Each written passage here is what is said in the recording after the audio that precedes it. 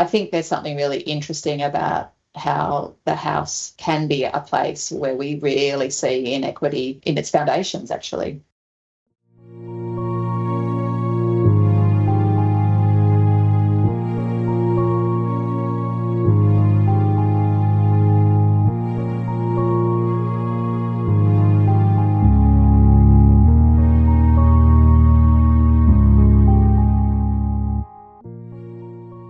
Is your home sexist? What about the street around it? How about your suburb? What is involved in planning and designing housing, towns, and cities? Turns out quite a lot, and just about every decision impacts the way you and your community live. A well-designed neighbourhood can support its inhabitants, whereas poor planning can constrain them. Think about it for a moment. Is your local supermarket, school, childcare centre, or doctor's office accessible? Are these essential services close to home and work? How about the ways you transit? Could you easily take the bus, drive, walk? There is a myriad of other factors at play here which make a huge difference on whether the built form is supportive of women or not. Particularly if you're a young mum pushing a stroller to the local childcare centre, or an elderly person who needs public transport to get to the doctors. Once again, this is where the gendered lens really matters. I'm Dr. Kate Raynor, the Director of the Centre for Equitable Housing at Per Capita, and I have been researching Australian housing for over a decade. In that time, I have led research projects on older women's homelessness, experiences of stigma and housing satisfaction in public housing stress during COVID-19, access to crisis accommodation for survivors of family violence, just transitions in Australia's renewable energy zones, and perceptions of higher density housing. And in 2026, I'm adding another feather to my cap: podcast host. For the next 7 weeks, I'll bring you along my journey as I speak to experts from around the country and the world in an effort to detangle the ongoing housing crisis, but through a gendered lens, in hopes of finding solutions towards a new equitable housing system. What could a gender-equal housing system look like? How would we know it if we saw it? That's what we'll find out in Season 2 of Homes Not Houses.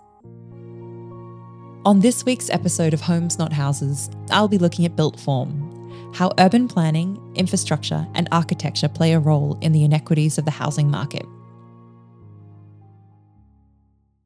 I'll be joined by Professor Nicole Kalms from Monash University. Nicole is a professor in the Department of Design and founding director of the Monash University XYX Lab, which leads national and international research in gender and place. She is also the Associate Dean of Research for the Faculty of Art, Design and Architecture. I just wanted to start with your own relationship about thinking about housing, public spaces and gender, and say a little bit about yourself. Great. Well, I guess the ways that I come into thinking about housing and public spaces and gender, and housing in particular, because that's what we're kind of talking about today, is that after I had graduated from my architecture degree, I actually spent probably 4 years volunteering in a women's crisis centre, and that really galvanised my relationship to thinking about women's experiences and housing. That's because most of the calls that you have in that kind of role is around women leaving violent relationships. And so there was this kind of really interesting nexus that began to appear around gender and space, and trying to make a relationship between the degree that I had in architecture and this kind of really interesting work that I was doing with women. And a lot of that volunteer work was about strategizing with women about how they could either stay in relationships safely or leave relationships. And that actually takes a lot of planning. And I learned that leaving a violent relationship for many women is a very long process, and many try unsuccessfully to do that. So I heard lots of stories of lived experience and really complex stories of women's lives. So with that work, a lot of the process was about women finding themselves in transitional housing, which is often incredibly unsafe. And at that time, so this is about 20 years ago, they were often places like pubs or hotels that were sometimes less safe than the homes that the women were leaving. And I guess that's just a really confronting and quite unacceptable social scenario to be thinking about. Really unacceptable, I think, for women and their children to be faced with those really critical choices. So that's kind of how I started to think about what might be that real life connection between architecture and gender. And certainly more recently, I have been able to collaborate and think about work around women's refuge housing and social and community housing. And I always do think about those experiences that I had in that volunteer work. So the XYX Labs work, of course, is more broadly about public space and gender. And, we have done some work on public housing and community housing. But I do think there's something about the ways in which we're very committed to not theoretical discussions of feminism, but, really how we can impact the lives of women and their children and women and girls. And so I think that does come from that experience of volunteering for that period of time. It's such an indictment that was your experience 20 years ago, and the conversation is the same. Women are still in hotels that are unsafe instead of in appropriate housing. And you think that there will be a transition over time, and it's frustrating. Yeah, I'm still here. Yeah. So I wanted to kind of talk to what you just said about the XYX Lab being focused on public spaces and housing, but public spaces in particular, and a lot of your writing is around public spaces. And you've said that cities play a central role in the cycle of women's inequity by shaping power relationships, hampering access, and supporting social rituals that favour men. Can we say the same thing about housing, or should we be thinking about it differently? I just think it's a really great encapsulation of how built form reflects value. Yeah, well, I mean, when I was thinking about this question, I think it kind of works just to replace cities with housing. And so what you would then be saying is that housing plays a central role in the cycle of women's inequity by shaping power relationships and hampering access and supporting social rituals. I think that completely works as a sentence, and I would totally agree with it. I think that if I was to dive a little bit more deeply into that, we know that women and girls are completely held back by the family unit through traditional gender roles, this idea of unpaid labour being really inequitably distributed still. We know that in many contexts there are ways that men control women and girls' autonomy. They might be controlling their education. Certainly mobility, that's a huge part of what we do in the XYX Lab, is really tied to where you might be living and the kind of home that you have. So I think that the family unit, and even ones that are non-normative, even ones that are not heterosexual, they still kind of have these primary relationships that can really bind people to gender stereotypes, where we probably see women being defined as caregivers and having a particular role, and men kind of having slightly more power. And I think that's really quite real. I guess this idea of access is one that's really central to the work that we do in the XYX Lab. And so what we might find is that housing, particularly if it's in the suburbs or in peri-urban or rural or regional areas, we really see a struggle that women and their children face around accessing public transport, because those options are generally limited. And women actually have, if they're caring, whether it's for children or older relatives, just for their family in general, they have really complex travel patterns, which means that they spend, untold hours just in basic trips, lots of trip chaining. Some women are actually what we would describe as transport captive in their home. So there may only be one car or no car, and that means that they can't kind of move freely around the suburbs and communities that they live in. And if there is a car, often that's dominated by the man who'll be using that car during the day. And then there's also those issues around safety. So if you don't have a car, you're probably not going out at night to get public transport, limited work options. So all of these things, I think, are highly, highly gendered. And then the final thing that kind of works is this idea of rituals and the ways that housing can support social rituals. And we see that in the spaces of the home, and sometimes they kind of have a gendered designation, where, men might dominate workshops and garages and man caves, and there's this kind of history of them maintaining houses, etc. But also I think if we kind of contemporise that, all this smart tech, we're really starting to see the way that relates to the control of women, the ways that the tech is often also quite feminised. So there's this kind of gendered relationship there, but also the ways that it can be used in quite violent ways to control women and monitor women and children. So I think there's something really interesting about how the house can be a place where we really see inequity in its foundations, actually. Yeah, that's really interesting. What that's making me think about, I guess, from an intersectional perspective, is that a lot of these master planned estates or like peri-urban, suburban areas are more likely to have first home buyers or recent migrants or people on lower incomes who are moving there for more affordable housing. And we can think about that from an equity perspective of, have we just placed greater transport cost burden on households? But then to add that gender element on top of it, it all kind of overlaps there, right? It's actually the focus. So a member of the XYX Lab and a really up-and-coming young researcher, Isabella Webb, her project is about women's mobility experiences in peri-urban areas, and this is exactly the work that she's undertaking, because there is a lot of isolation, and of course the transport networks don't come, like they're still not there in quite established peri-urban areas. They've never arrived. She did this one mapping exercise which showed that it would take someone 4.5 hours to walk to their nearest shop from the peri-urban area that they're living in, and maps of like the trip chaining that women are doing to get children to school. I mean, it's totally unacceptable and incredibly challenging for women in those areas. So I think there's something really serious to be thinking about and action to be taking in those peri-urban areas. Yeah, interesting. I guess to go to the flip side of that conversation of this is an area where things are going badly, I wanted to talk about a lot of your work, which is looking at particular processes and approaches where thinking about gender is working well. And just wondering if there was any particular tools or approaches that you'd like to draw our attention to where we've thought about gender and we've made places better in response.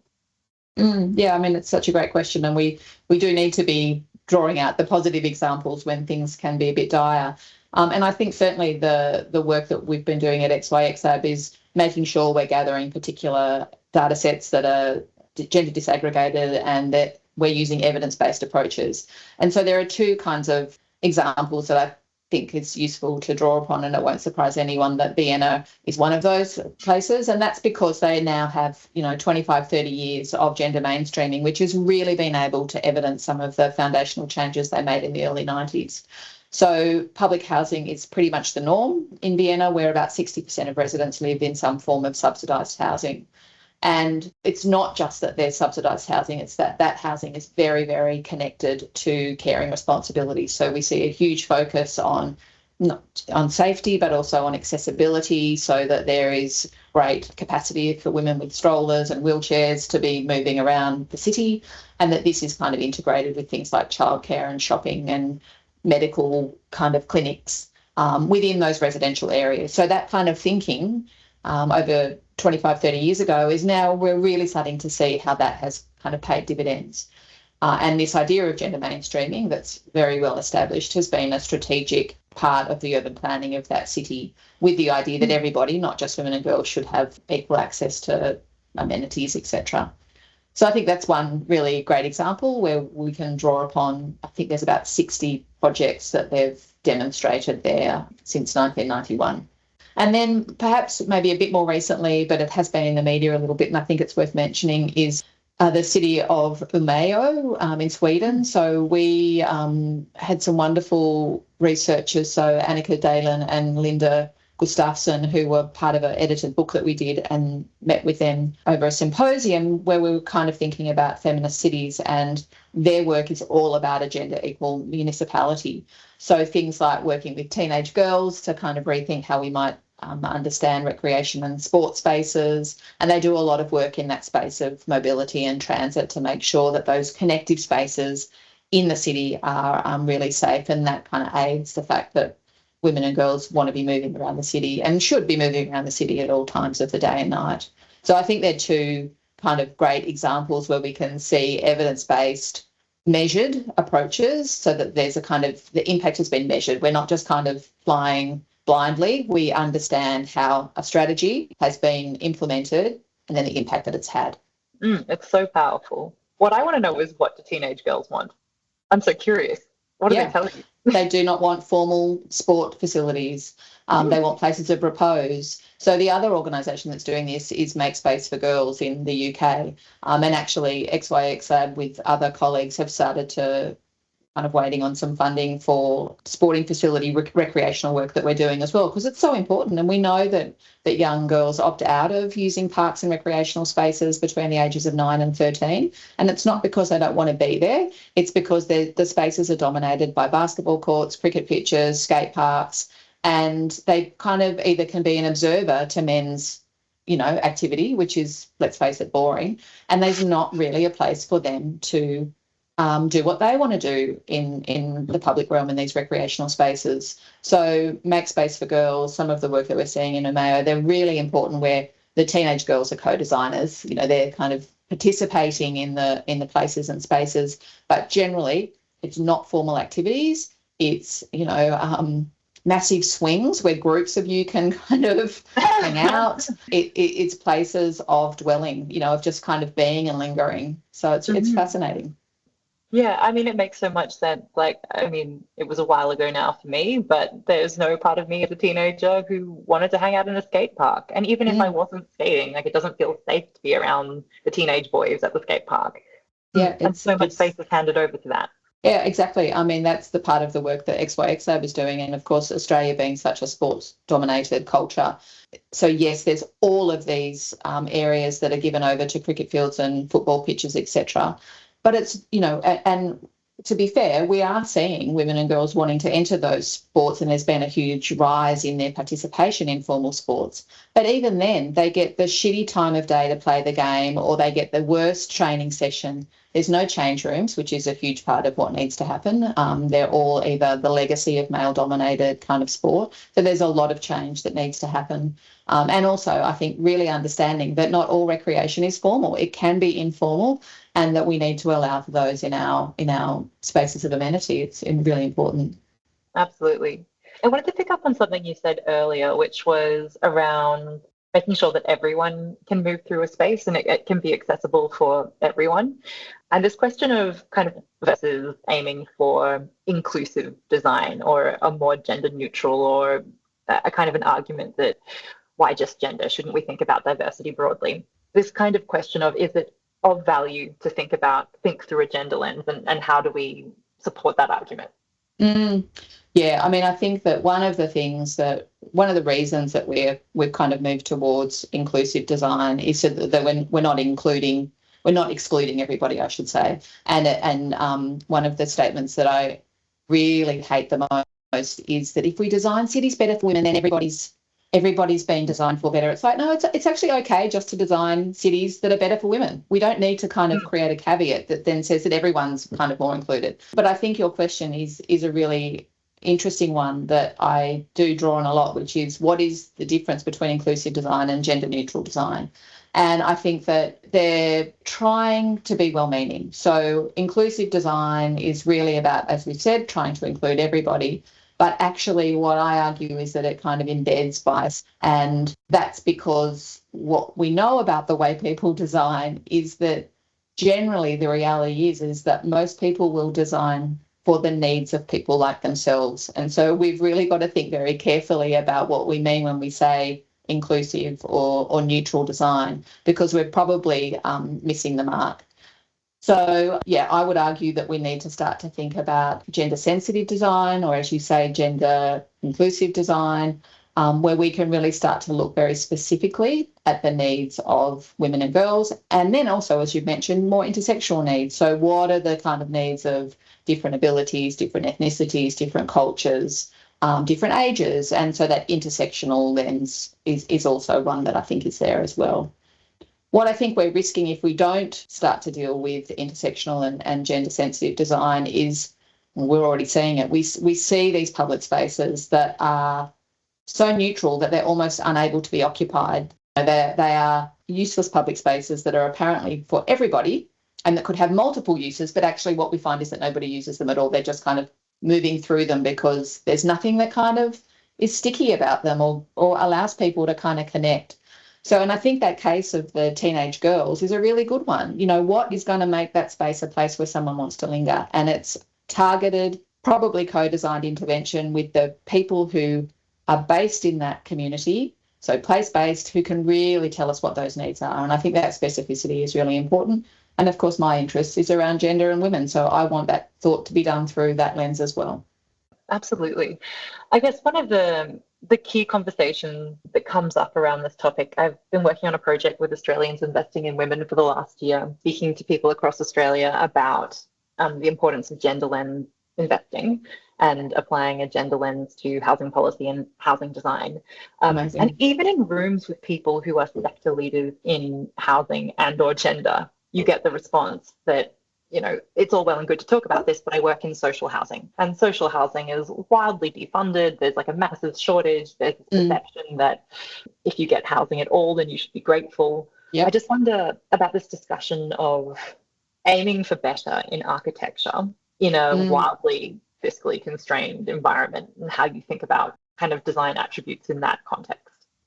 Yeah, I mean, I think it's really interesting, this kind of scarcity mindset, you know, and this idea that women should be grateful for any type of home. I mean, I find that really terrifying, but I totally understand, you know, why you're locked in that kind of conversation. I think that one of the key ways that we can perhaps deal with that kind of thinking is to make sure that everything we do is focused on evidence, so that we've got a great rationale for the decisions that we're making, and I'm not entirely sure that it is. So, I mean, we could plot an argument. I'm sure someone could make a counter argument of why we really need to focus on women and children and over maybe any other demographic. I guess that's because there's generational change that we can see made. If women and their children are safe, then that has really long-term benefits. But I think this work that you would know of with my colleague Sophie Dyring, who's scored projects, and Samantha Donnelly, who was my PhD student, they've both just done this amazing work around design guides for women's housing. All of this is about evidence-based approaches. And so what their research is telling us is that what women want is long-term accommodation. So all of this kind of transitional stuff, we're just wasting, we're just pouring money into poor solutions. Needs to be long-term. Their priority is safety and privacy. That's their absolute, the thing that all women that they have engaged with want. Really foundational things like noise control, that really changes the quality of the living experience and the housing experience. We've touched on access to public transport again. We can't be putting women in places where there's no capacity for them to connect to communities. So that's a kind of clear direction.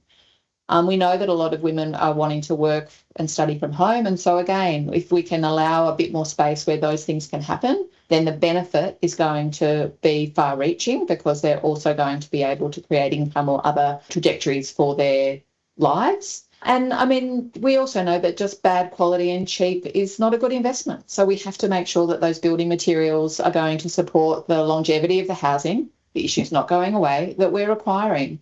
So I think that the scarcity mindset has to be balanced by a evidence-based approach that means that in a financially constrained environment, we are making good decisions with the money that we have. Now, I also can kind of bitch and moan about the fact that I just think we need massive systemic change and prioritisation of this as well. But yeah, I think with that logic, and when you're having to enter into those arguments, we have to go for the evidence. Yes, that's so important. And I mean, we do have the evidence. There's also the political will and the funding decision and the awareness building. And this is partially what this podcast and the work that we both do is about. Is yes, we know, now let's do the thing. Yes. And I guess in adding a lived experience lens to that evidence as well, one of my favorite examples I ever had of why you should involve someone with lived experience in the design of a space is I was giving a lecture on the accessible city, and I asked one of my friends who is completely blind to give a guest lecture for me. And as part of that lecture, I asked her, what's your most favourite and least favourite public spaces in Melbourne? And I can't remember her favourite place, but her least favourite place was Southern Cross Station. And I was like, I wonder why Southern Cross Station? Is it something about the tactile pads on the ground or something like that? And she was like, no, it's nothing to do with that. It's the fact that Southern Cross Station has this crazy curved roof that is beautiful, but it means that because she navigates from listening to sounds hitting different surfaces, the sounds hitting the roof sets the sounds moving in all weird places because it's such a weird curved surface. She's like, I have no idea where I am because I've never been in a space with a curved roof. Like, how could you possibly know that if you haven't asked that question? Absolutely. Yeah.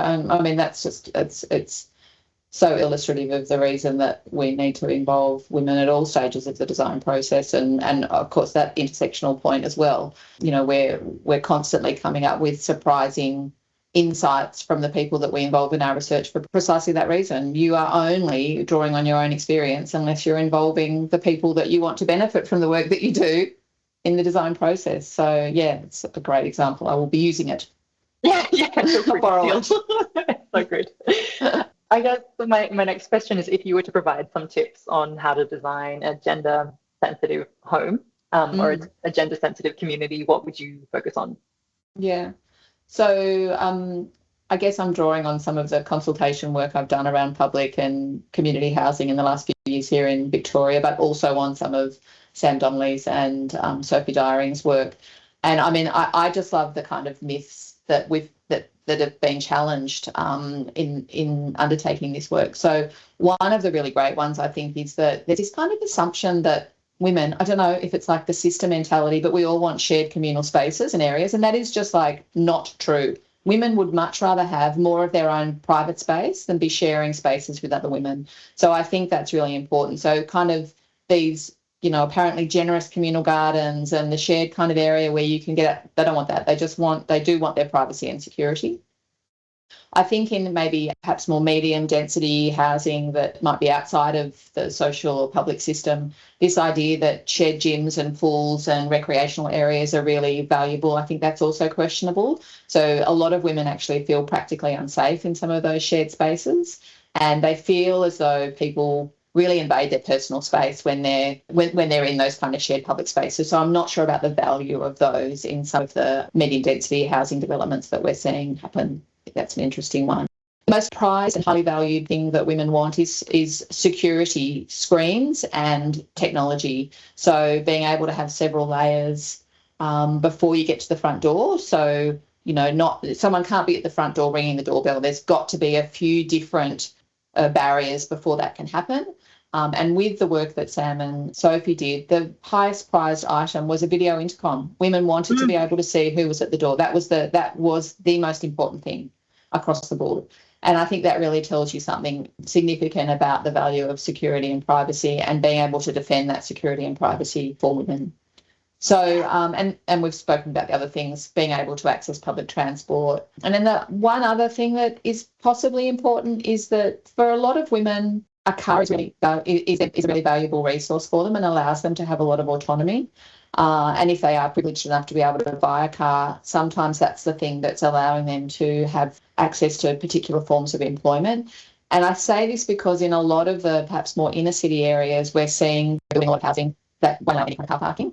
And I do think that this is disproportionately affecting many women. Tension there, because we want to kind of be dissuading that, but it is something that is often quite important to women in their sense of security. So I think it's something that needs a bit more thinking before we make kind of unanimous decisions about no more car parking. That's some interesting observation, because even when you were saying before, we think that women want communal spaces.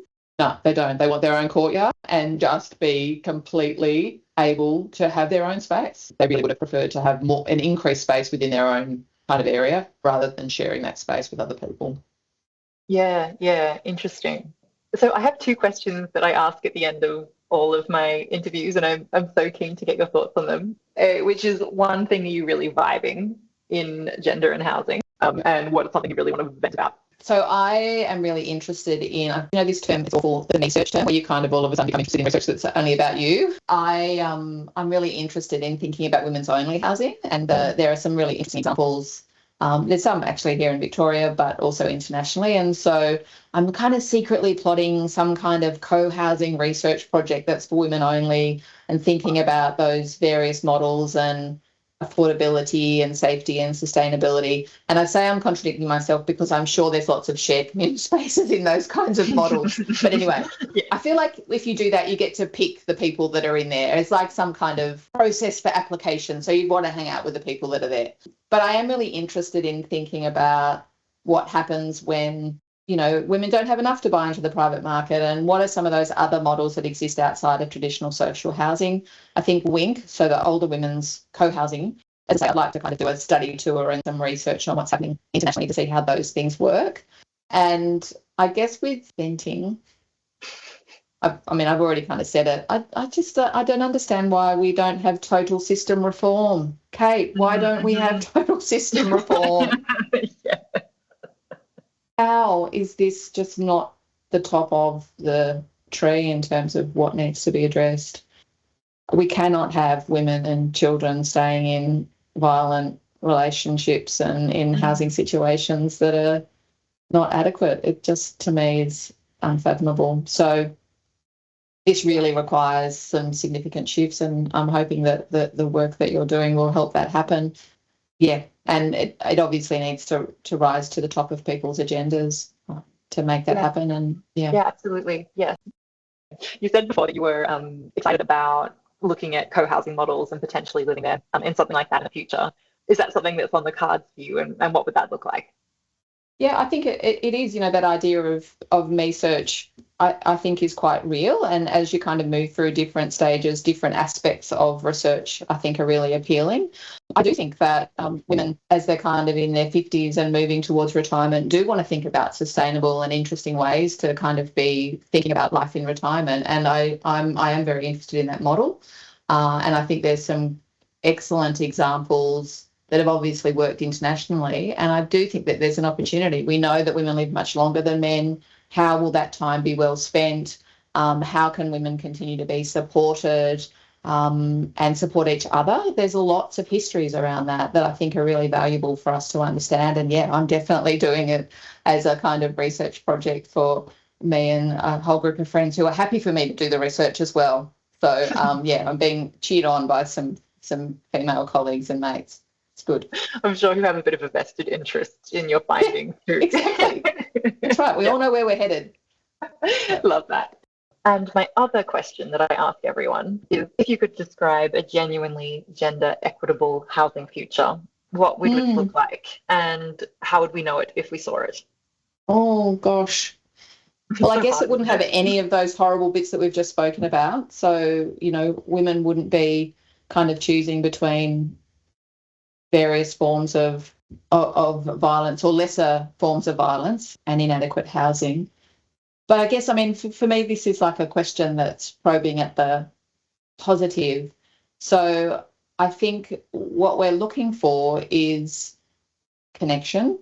That's one of the things that I think is really, really important. So being able to have that safety and privacy that has really dominated parts of the conversation we've had today, but also having the capacity to be connected to community, whether that's through public transport and opportunities to engage in employment that is accessible. So all of that kind of network of support systems that happen around the home being integrated. And so, yeah, I think that's beyond the house, it's the connections that are happening as well to keep people in communities, happily in communities.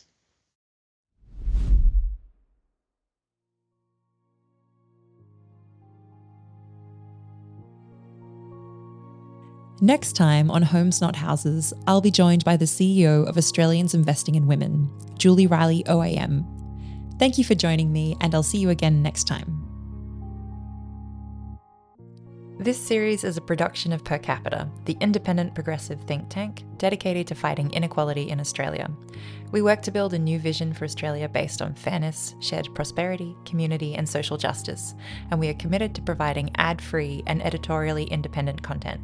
This season is proudly sponsored by the YWCA and Australians Investing in Women, whose support helped produce the show and our research. Homes Not Houses was produced on the lands of the Wurundjeri-Woi Wurrung people of the Kulin Nation, and we pay our respects to the elders past and present.